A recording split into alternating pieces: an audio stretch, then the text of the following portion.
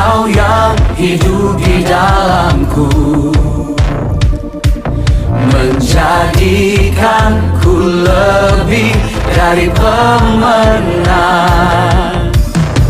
Seluruh bumi tinggikan namamu, menyatakan kebesaran dan keagunganmu. Shalom semua, puji Tuhan kita bersama-sama lagi di dalam kebaktian online kita pada pagi hari ini. Dan kita bersyukur karena Tuhan itu sangat baik di dalam kehidupan kita. Dan saya percaya Tuhan juga memberkati kita semua di mana saja kita berada. Tuhan tetap menyertai, melindungi dan mengasihi kita semua. Mari saat ini kita memulakan ibadah kita. Dan sebelum itu kita akan berdoa. Dan saya akan memimpin kita semua di dalam doa. Dan mari kita berdoa bersama-sama. Haleluya, haleluya. Terima kasih Tuhan Yesus atas kebaikan-Mu, atas kemurahan-Mu yang luar biasa, yang Kau telah curahkan di dalam kehidupan kami. Kami sangat bersyukur karena kesehatan yang Tuhan berikan, kasih yang Kau berikan. Dan kami percaya pada pagi hari ini sekali lagi, kami akan diberkati melalui kebaktian online ini, melalui pelayanan-pelayanan yang disajikan. Kami percaya Roh Kudus bekerja di antara kami semua. Engkau memimpin setiap pelayan-pelayan Tuhan yang terlibat. Saya serahkan juga anak-anak Tuhan di mana saja mereka berada. Tuhan juga memberikan mereka kekuatan, menyertai dan bekerja di dalam kehidupan mereka. Terpuji namamu, kami serahkan ibadah ini ke dalam tangan Tuhan. Di dalam nama Yesus kami berdoa. Amin. Amin. Puji Tuhan. Mari sama-sama kita memuji dan menyembah Tuhan melalui pujian dan penyembahan ini. Haleluya. Amin. Berapa banyak yang percaya apapun yang terjadi walau bumi bergoncang, Tuhan Yesus bersama-sama dengan kita dan kita tetap kuat. Haleluya.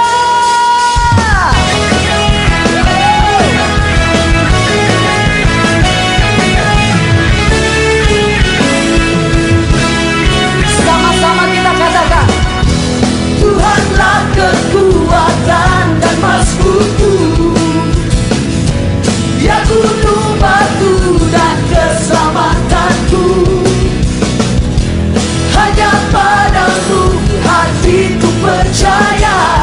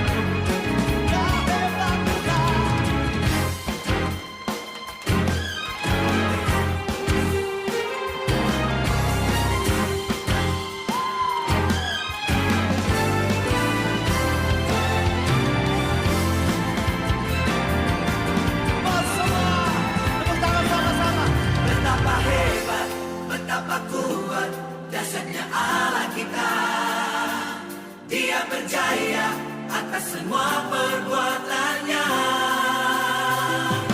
Betapa hebat, betapa kuat dahsyatnya Allah kita. Dia bernama Yesus Raja segala raja. Betapa hebat, betapa kuat dahsyatnya Allah kita. Dia percaya atas semua perbuatannya. Betapa hebat, Yesus kuat dahsyatnya Allah kita. Dia bernama Yesus Raja segala raja. Allah kita.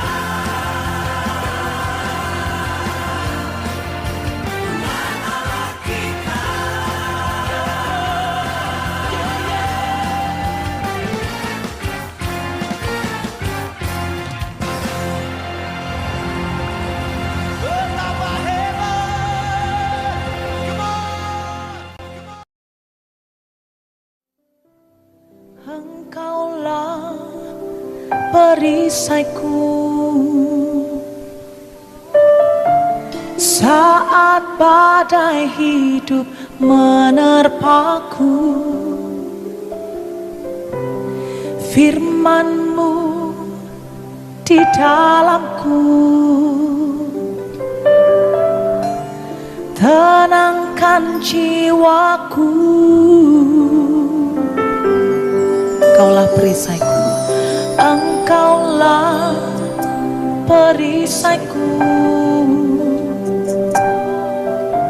saat badai hidup menerpaku. Firman-Mu di dalamku tenangkan jiwaku. Ku kan berdiri di tengah badai dalam kekuatan yang Kau berikan. Sampai kapanpun ku kan bertahan, karena Yesus selalu menopang. Ku kan berdiri di tengah badai dalam kekuatan yang Kau berikan. Sampai kapanpun ku kan bertahan, karena Yesus selalu menopang hidupku. Mari Bapak Ibu sendiri katakan, Engkaulah perisaiku. Engkaulah perisaiku saat badai hidup menerpaku. Firman-Mu di dalamku tenangkan jiwa. Satu kali lagi Bapak Ibu sendiri katakan, Engkaulah perisaiku. Engkaulah perisaiku saat badai hidup menerpaku. Firman-Mu di dalamku, ya tenangkan jiwaku. Ku kan berdiri di tengah badai dalam kekuatan yang Kau berikan. Sampai kapanpun ku kan bertahan, karena Yesus selalu menopang. Ku kan berdiri di tengah badai dalam kekuatan yang Kau beri.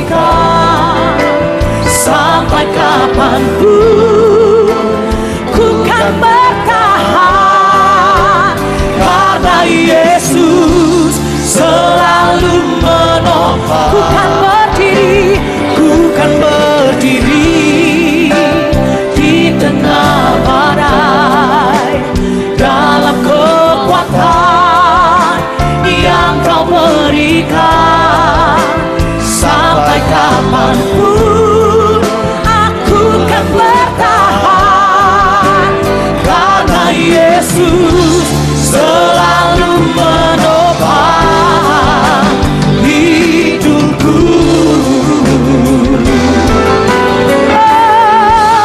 Aku kan berdiri di tengah badai dalam kekuatan yang Yesus berikan.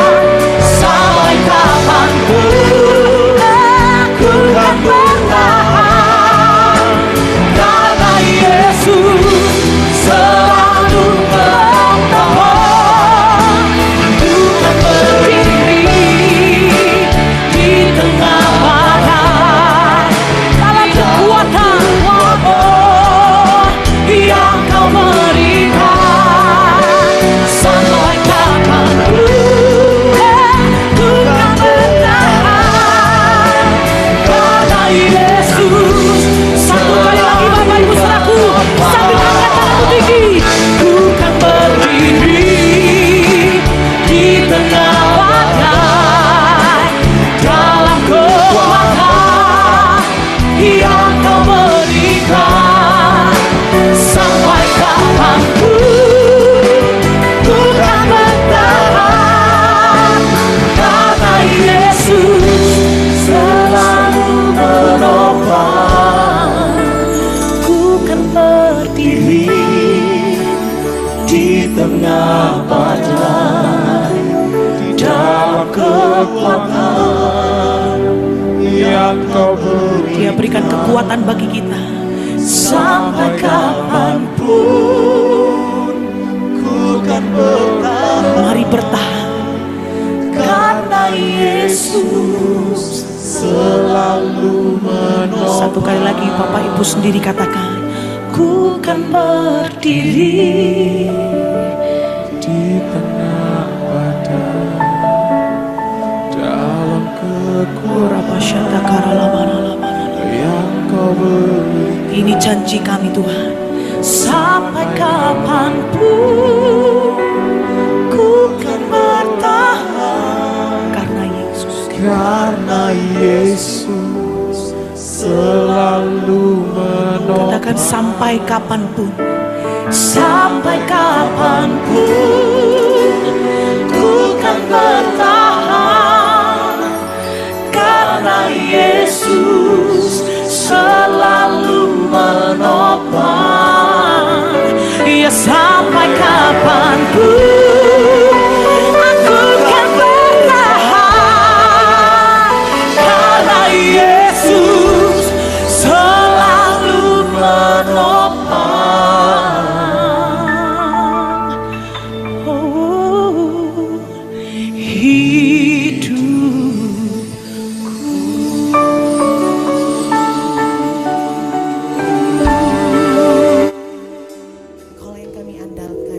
Engkaulah yang kami percaya, Engkaulah yang kami butuhkan di dalam kehidupan kami. Kami tidak mampu berjalan sendiri Tuhan. Hanya Engkau satu-satunya Tuhan yang kami butuhkan di dalam kehidupan kami. Yesus.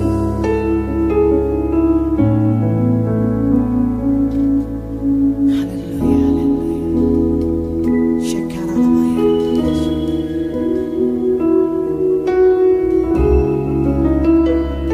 Mari sama-sama bernyanyi bagi Tuhan. Engkau Tuhan yang setia, waktumu selalu yang terbaik. Engkau Tuhan sandaranku, dan ku hanya kan berharap padamu. Satu-satunya yang ku andalkan, satu-satunya yang ku percaya. Engkau sumber kekuatan, sumber pengharapan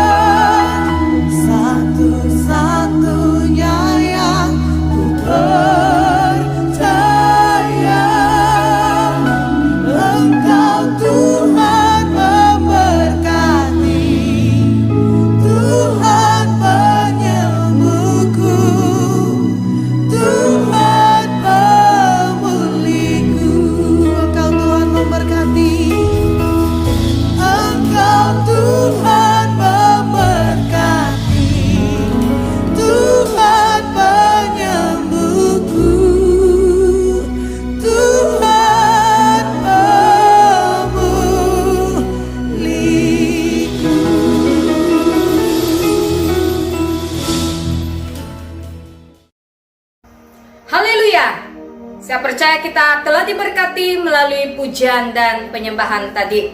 Nah, sebelum kita mendengarkan kebenaran firman Tuhan, mari kita mendengar beberapa pengumuman yang disampaikan pada pagi hari ini. Pengumuman yang pertama, pelayanan jaringan doa berantai. Jaringan doa yang dilaksanakan di antara gembala-gembala CCC tetap berjalan dan tetap diteruskan. Marilah kita tetap setia dalam jaringan doa ini.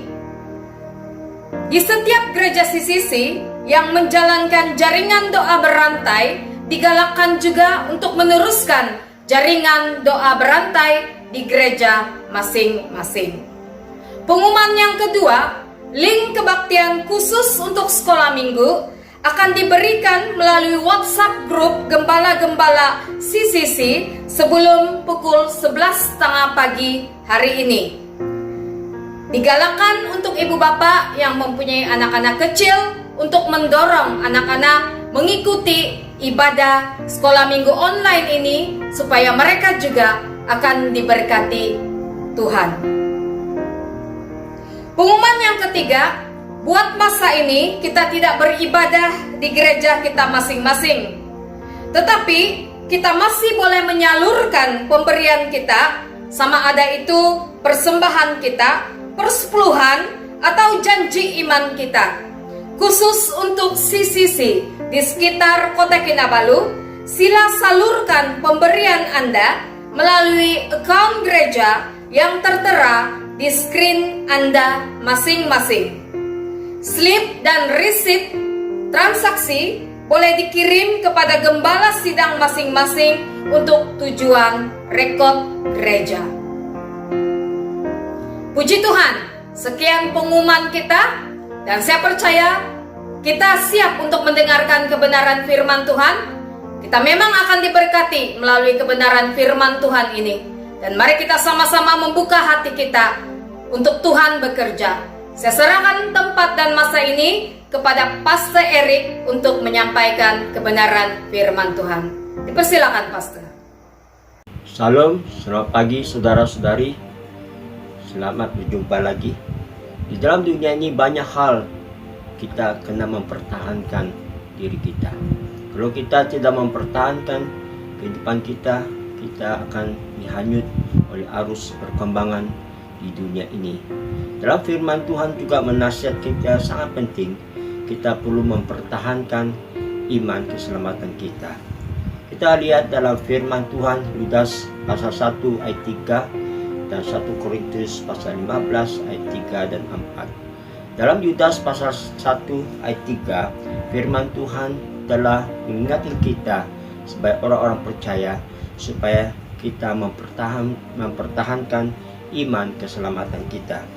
Kita lihat dalam ayat 3, firman Tuhan berbunyi demikian. Saudara-saudaraku yang kekasih, sementara aku bersungguh-sungguh berusaha menulis kepada kamu tentang keselamatan kita bersama, aku merasa terdorong untuk menulis ini kepada kamu dan menasihati kamu supaya kamu tetap berjuang untuk mempertahankan iman yang telah disampaikan kepada orang-orang percaya. Sebab dalam ayat 4 seterusnya, pada masa akan datang dan dalam zaman sekarang ini ada hal-hal yang boleh menyesatkan kita, membawa kita keluar dari iman yang sebenar, yang rasul-rasul telah mendorong kita untuk mempertahankan iman itu. Mari kita lihat firman Tuhan. Apakah iman yang kita kena pertahankan yang telah disampaikan kepada kita oleh rasul-rasul itu? Kita lihat dalam 1 Korintus pasal yang ke-15 ayat yang ketiga. Dalam ayat 1 dan ayat kedua, Paulus rasul Tuhan itu mengatakan apa dia terima itu dari Tuhan Kristus Yesus sendiri, dan dia sampaikan kepada kita. Ini yang sangat penting supaya kita mempertahankan iman keselamatan kita. Mari kita membaca ayat 2, 3. Oleh Injil itu kamu diselamatkan asal kamu teguh berpegang padanya, seperti yang telah aku beritakan kepadamu. kecuali kalau kamu telah sia-sia menjadi percaya. Sebab yang sangat penting telah kusampaikan kepadamu, yaitu apa yang telah kuterima sendiri, yaitu bahwa Kristus telah mati karena dosa-dosa kita sesuai dengan kitab suci, bahwa ia telah dikuburkan, bahwa ia telah dibangkitkan pada hari yang ketiga sesuai dengan kitab suci, bahwa ia telah menampakkan diri kepada Kefas, kemudian kepada ke-12 muridnya. Kita perhati firman Tuhan ini. Paulus berkata dia kena memberitahu apa yang terima, dia sampaikan kepada kita supaya kita mempertahankan iman itu. Iman itu adalah Injil ini, apa yang terima bahwa Kristus telah mati karena dosa-dosa kita sesuai dengan kitab suci. Jadi kita lihat firman Tuhan ini, Kristus telah mati untuk dosa-dosa kita sesuai dengan kitab suci. Kenapa itu perlu dipertahankan? Sebab dalam ayat-ayat zaman sekarang ini kita boleh terpesong, kita tidak lihat lagi kepada salib Kristus, apa telah Yesus telah buat kepada kita. Dalam firman berkata Kristus telah mati karena dosa-dosa kita. Dalam kata lain, bahwa Kristus telah mati karena dosa-dosa kita. Dalam perkataan lain, bahwa dia telah menyelamatkan kita, menebus kita dari semua kuasa-kuasa kejahatan ataupun dosa dalam kehidupan kita. Dalam perkataan lain, itulah sangat besar kasih karunia Tuhan kepada kita. Dalam perkataan lain yang saya boleh katakan dalam bahasa-bahasa yang simpel yang kita boleh paham, saya boleh mengatakan bahwa berita yang penting itu yang Paulus mau sampai pada kita dalam pemikiran kita, yang saya boleh ungkapkan, yaitu usaha Tuhan untuk mendapatkan kita. Usaha Tuhan untuk mendapatkan kita, maka kita menerima. Itulah sangat besar anugerah kasih karunia Tuhan kepada kita. Kasih karunia itu yaitu kita menerimanya. Kita rujuk dalam Efesus pasal 2 ayat 8. Efesus pasal 2 ayat 8, kita rujukkan pada firman Tuhan ini, dan firman Tuhan itu berkata, kita lihat ayat 8 dan 9. Tapi sebelum ayat 8 dan 9, dalam ayat 4 mengatakan, tetapi Allah yang kaya dengan rahmat oleh kerana kasih-Nya yang besar, dilimpahnya kepada kita. Ya, Tuhan yang melimpahkan kepada kita. Dalam ayat yang ke-8, oleh sebab itu, kerana kasih karunia, kamu diselamatkan oleh iman. Itu bukan hasil usahamu, tetapi pemberian Allah. Itu bukan hasil pekerjamu. Jangan ada orang yang memegahkan diri. Nah, dalam perkataan firman Tuhan berkata ini, kita diselamatkan oleh iman kerana kasih karunia Tuhan. Percaya kepada Kristus Yesus yang mati di kayu salib untuk bagi dosa-dosa kita. Jadi itu kebenaran yang kita pertahankan, tapi bukan hasil usaha pekerjaan, bukan hasil usahamu sendiri. Dalam perkataan lain, bila kita menerima kebenaran firman Tuhan ini, bahwa Kristus yang kita percaya, yang mati di kayu salib sesuai dengan dosa kita percaya, kita beriman, sebab salib Kristus adalah kuasa Tuhan untuk keselamatan kita. Dalam Galatia pasal 2 juga, Paulus telah menegur orang-orang Galatia, sebab begitu mudah mereka bermula dengan anugerah kasih karunia percaya kepada Tuhan, sudah melakukan untuk mereka, tetapi mereka senang tersimpang. Mereka kembali kepada cara hidup mereka, ikut cara-cara pekerjaan-pekerjaan, usaha-usaha, dan melakukan hukum Taurat. Paulus berkata, adakah kamu menerima Roh Kudus kerana ikut hukum Taurat atau percaya pada Injil? Dalam kata lain, bahwa Tuhan bila kita percaya pada kuasa kayu salib Yesus dan menerimanya dan percaya dalam hidup kita, dan kuasa Roh Kudus akan bekerja di dalam kehidupan kita dan akan memimpin kita dalam segala kebenaran. Kita orang-orang berdosa, kita tidak boleh berusaha untuk bagaimana untuk melepaskan diri, tapi kita percaya menerima usaha Tuhan mencapai kepada kita. kita menerima. Dan kuasa kayu salib itu berkata dalam firman yang berjanji bahwa kita menerima kuasa Roh Kudus bekerja dan akan memimpin kita dalam segala kebenaran dan mengisapkan kita dari semua hal-hal yang jahat. Dan kita berjalan bukan di dalam hukum-hukum peraturan, tapi dipimpin Roh Kudus dengan hati kita telah dibersihkan, dicelikan, dan kita boleh merasa mengasihi Tuhan dan mengikut Tuhan dalam kasih Tuhan. Itu ternyata dalam Yohanes 14 ayat 16.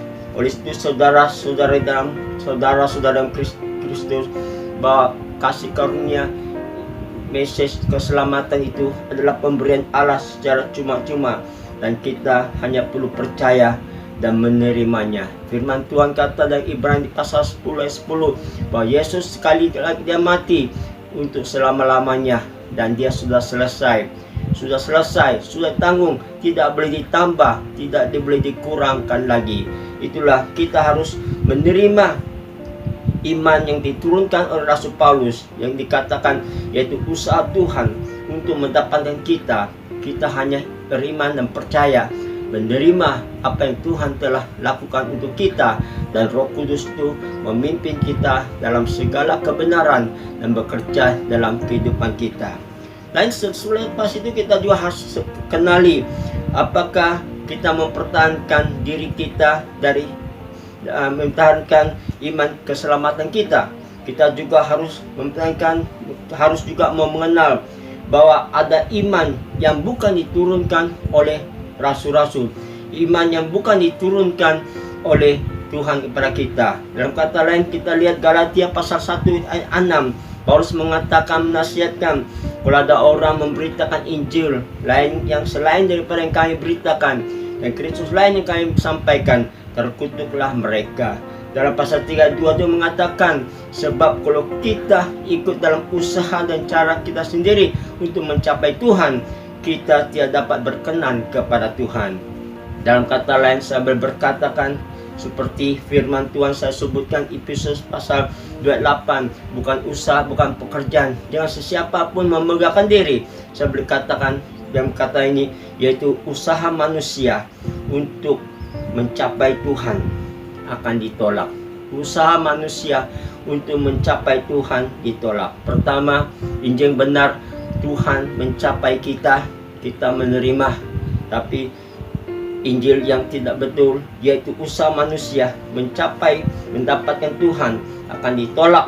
Dalam kata lain, dalam akhir zaman sekarang ini kita akan melihat firman Tuhan berkata, kita diselamatkan bukan usaha kita sendiri, bukan pekerjaan kita sendiri, dan supaya jangan sesiapa pun bermegahkan diri, seperti kata dalam Efesus pasal 2 ayat 8 dan 9.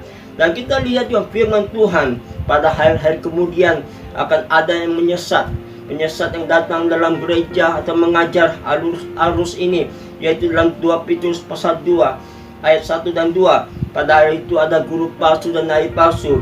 Mereka akan mengajar ajaran yang salah, yang akan menyangkal penguasa, menyangkal Yesus yang menebus mereka. Mereka menambahkan Injil Tuhan dengan usaha-usaha dan pekerjaan. Dalam 2 Timotius pasal 3:2, manusia pada akhir itu akan mencintai diri sendiri dan menyembuhkan diri dan memikirkan diri mereka pandai dan tidak kerendahan hati. Mereka pikir mereka buat semua itu boleh mencapai Tuhan dengan kekuatannya sendiri. Dan seperti 1 Timotius pasal 4, mereka memasukkan pengajaran-pengajaran melarang orang berkawin, melarang orang jam makan dan makan itu semua itu, supaya dengan cara begitu mereka pikir mereka boleh mencapai Tuhan dengan usaha dan pekerjaan mereka sendiri, dengan kebolehan mereka sendiri. Tapi kita harus ingat, saya tidak akan mengatakan bahwa kita tidak harus berbuat baik. Firman Tuhan, kita diselamatkan dengan kekuasaan Roh Kudus memimpin kita dan kita membuat baik. Tetapi ini sebaliknya, mereka tidak bersandar pada Kristus yang mati di kayu salib, yang mendapatkan mereka, yang melunaskan semua dosa mereka, dan mereka menyimpang, menyangkal. Mereka tidak kata mereka menyangkal, tapi dalam perbuatan mereka lebih bersandar kepada kepandaian manusia, kesombongan manusia, dan memegahkan diri dengan usaha dan pencapaian manusia, yang membuatkan banyak hal peraturan supaya bagaimana untuk berkenan pada Tuhan. Tapi sebenarnya yang Paulus kata, Injil itu hanya sederhana. Kita percaya apa Tuhan boleh buat. Aku orang berdosa, aku orang penipu, aku tidak baik. Saya menerima apa Tuhan mendapatkan saya melalui Yesus mati di kayu salib. Saya percaya dan menerima tentang kematian dan kebangkitannya, dan Roh Kudus itu akan datang dalam hidup saya dan bekerja dan memimpin saya dalam segala kebenaran, bukan dipimpin oleh daging. Jadi kita lihat kebimbangan Tuhan ini mengatakan kepada kita, saudara, kita jangan tertipu, jangan kita terikut dengan berusaha. Kita lihat kesimpulannya. Kristus telah demonstrasi Dia mengasihi kita ketika kita masih berdosa. Dia mati untuk kita. 1 Yohanes berkata juga, kita mengasihi Tuhan karena Dia yang terlebih dahulu mengasihi kita. Ada dalam Korintus berkata, bila Tuhan mencurahkan roh dalam hati kita, Dia juga mencurahkan kasih-Nya di dalam hati kita.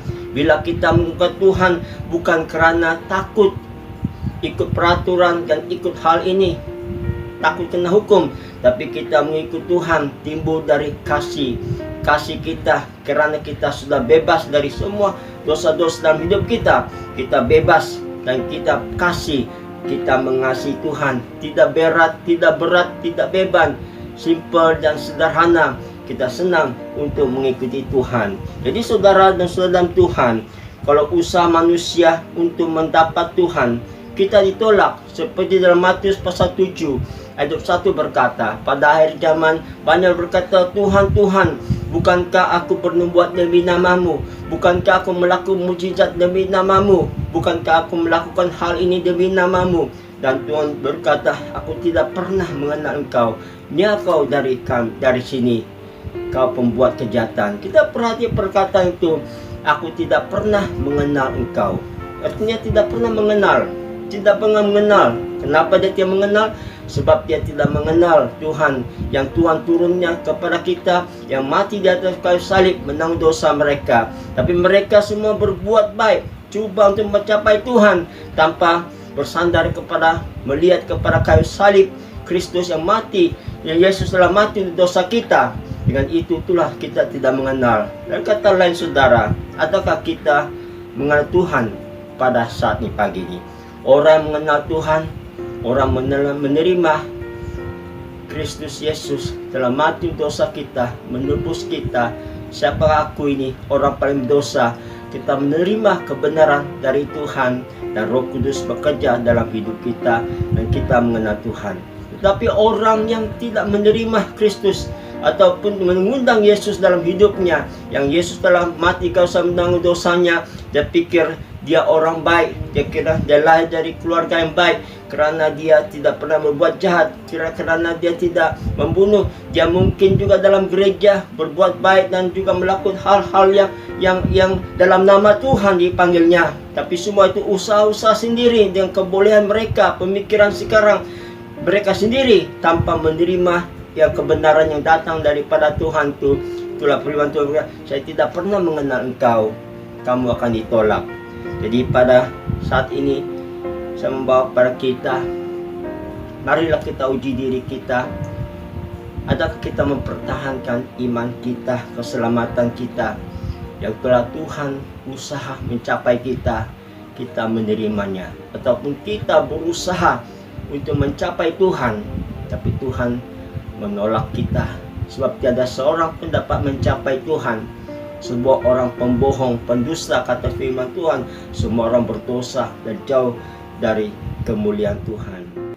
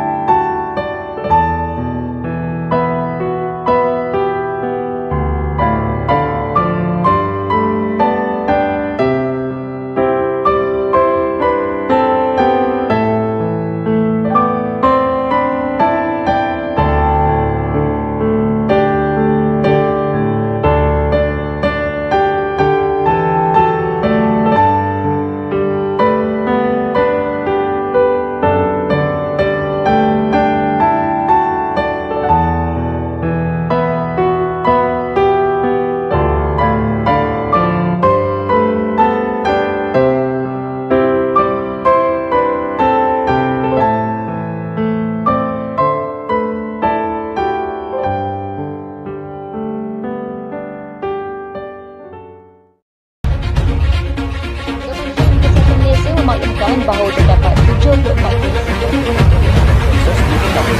akan asingkan dan terusnya kita akan melakukan activities daripada COVID-19 adalah